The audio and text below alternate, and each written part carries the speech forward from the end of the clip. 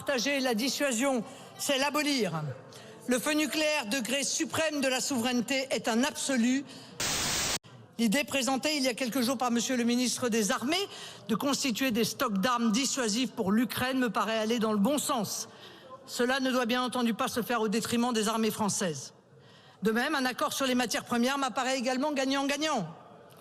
En revanche, je considère que l'envoi de troupes françaises combattantes sur le sol ukrainien est une folie. Seule une éventuelle participation à une opération sous mandat casque bleu pourrait être envisageable. Enfin, pas de défense ni de sécurité.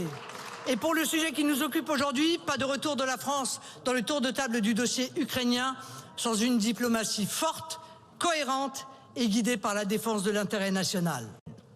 C'est précisément parce que la dissuasion est garante de notre indépendance nationale que nous refusons toute entrée dans le comité des plans nucléaires de l'OTAN, comme l'a proposé une de nos collègues macronistes.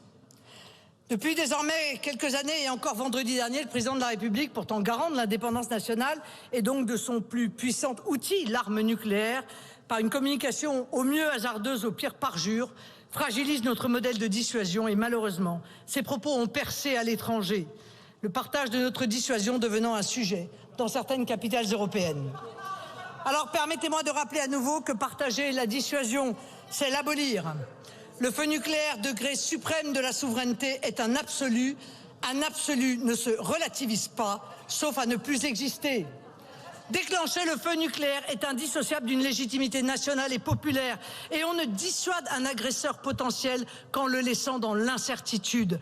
Incertitude du point de non-retour justifiant une première salve, du moment choisi pour la déclencher et des cibles choisies, mais surtout incertitude du contenu symbolique assigné aux intérêts vitaux.